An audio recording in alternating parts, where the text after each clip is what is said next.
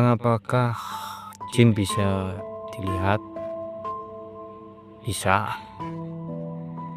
Mohon maaf sebelumnya lah ya, nggak usah tersinggung bagi para pecinta dari dua public figure ini. Sadar loh ya, arah saya lebih ke ilmuannya, bukan personnya. Kalau orangnya saya nggak ada urusan, itu lo nggak kenal gitu. Jadi simak lo ya. Tidak ada yang bisa melihat jin. Kalau orang yang bisa melihat jin, kita tidak pandang bulu. Walaupun dia mengaku sebagai ahli agama sekalipun, dia ngaku bisa lihat jin, matanya ada jinnya. Sendiri dalam Islam menyatakan jika ada seseorang yang mengaku bisa melihat jin atau hal goib secara bentuk aslinya, maka bisa dipastikan dia keluar dari Islam. Itu berdua itu mengutip sebuah ayat Al-A'raf ayat 20 itu soal masalah. Saya bacakan ya. Bismillahirrahmanirrahim.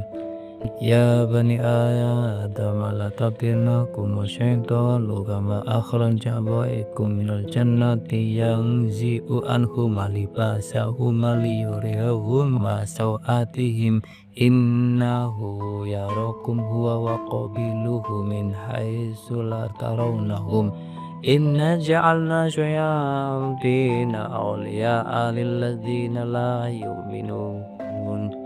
Nah di situ yang jadi masalah itu pada baitan innahu yarakum huwa wa qabiluhu min haitsu la tarawnahum. Itu masalahnya di situ, padahal jelas ditinjau dari makna terjemahannya, begitupun tafsirnya.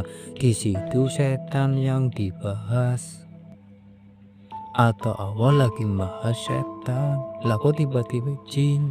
Ya kan aneh. Innahu yarakum huwa qabiluhu min haitsu la tarawnahum. Itu seperti ini maknanya. Sesungguhnya iya setan itu adanya loh, dan para pengikutnya melihat kamu dari suatu tempat yang kamu tidak bisa melihat mereka. Jadi kalau belum paham betul lah ya jangan keburu pede lah, ditambah gimmicknya kayaknya sombong gitu loh. Gimana tuh?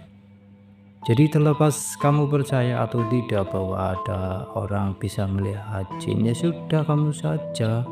Karena ahlu sunnah wal jamaah pun meyakini bahwa jin itu bisa dilihat, tapi pada orang tertentu. Paham?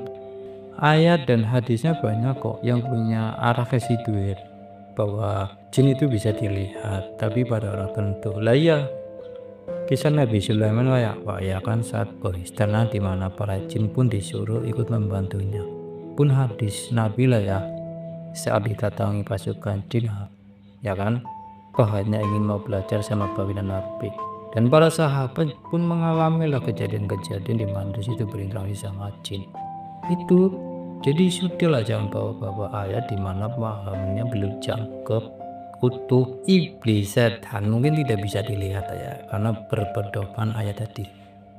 Tapi jin ya beda cerita. Lah ya wong jin saja itu dapat godaan dari iblis alias setan seperti kita manusia ya kan, makanya jin ya kena hitop dari Allah untuk beribadah. Ya kan jelas wa ma khalaqul jinna wal insa illa liya'budun. Di situ Allah menyebut jin loh ya, catat. Lalu pada surat Al-Baqarah ya ayat 34, wa idz qulna lil malaikati sujudu li adama fasajadu illa iblis. Allah di situ menyebut iblis dan setan itu bukan makhluk sebenarnya. Dilihat eksistensi lah ya secara independen itu seperti jin dan malaikat itu bukan, tetapi lebih merupakan gabungan antara hawa nafsu dan iblis yang berupaya yakni menyesatkan manusia dan jin. Bahkan ada yang menyebut itu gelar yang disematkan bagi makhluk baik jin dan manusia jika perbuatannya buruk dan menyesatkan, yaitu disebut setan. Contoh, saya mengajak Anda minum ciu, ya boleh Anda menyebut saya setan. Begitupun jin jika mengganggu sebangsanya atau mengganggu pada manusia, ya disebut setan juga. Jadi paham ya?